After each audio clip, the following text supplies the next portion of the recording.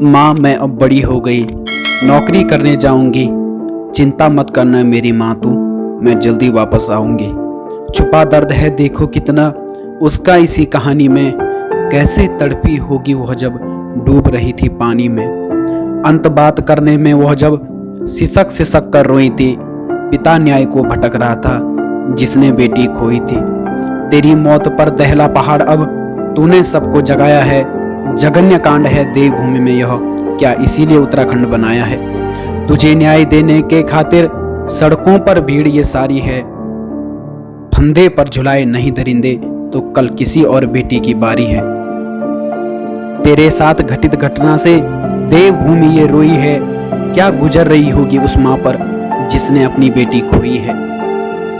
तेरी आत्मा देख रही है भीड़ के उस सहारे को, चैन मिलेगा उस माँ को तब जब फांसी हो हत्यारों को। पर होकर भी उड़ ना पाए ये कविता उन परिंदों की, कैसे बताऊं व्यथा में अपनी और साजिश उन दरिंदों की। जब भी हो अपराध माँ अगर तुझे मेरी याद सताएगी, न्याय नहीं मिलता मुझको तो फिर कोई और माँ पछताएगी। देवभूमि उत्तराखंड जैसी पवित्र भूमि पर बहन अंकिता भंडारी के साथ जिस प्रकार का दुष्कर्म किया गया,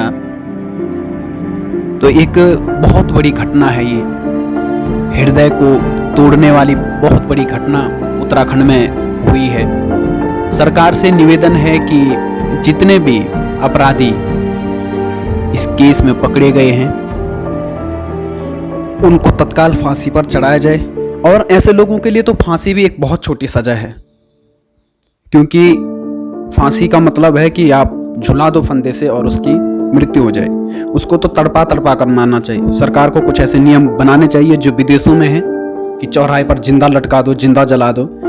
तो ये सब जब होगा तो तब किसी अन्य अंकिता ऐसे दरिंदों का शिकार नहीं बनेगी। और न जाने हम देश में बात करें तो कितनी अंकिता ऐसी हैं कि जो प्रतिदिन शिकार होती हैं ऐसे लोगों का। लेकिन चाहे छेड़खानी के मामले में हो, चाहे शब्दों से छेड़खानी हो, आज भी लड़कियां सुरक्षित नहीं है। 22 साल उत्तराखंड बने हुए हो गए हैं और उत्तराखंड के पहाड़ों में हम देखते हैं कि बेटियां जो है बेटों के मुकाबले में उतना हक नहीं ले पाती हैं। आज भी समाज में बहुत सारी जगहों पर ऐसा होता है कि बेटों को ही ज़्यादा महत्व दिया जाता है, जबकि बेटियों को उतना महत्व नहीं दिया जाता है। तो एक सोचने का विषय है, एक गंभीर विषय है।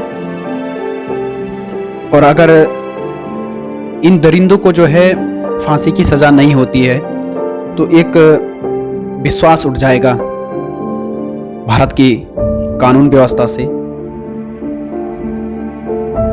किसी बेटी को छेड़ते हुए, किसी बेटी के साथ ऐसा कुकर्म करते हुए क्या इन लोगों को एक पल भी ख्याल नहीं आता कि इनके घर में भी बेटी है, बहू है।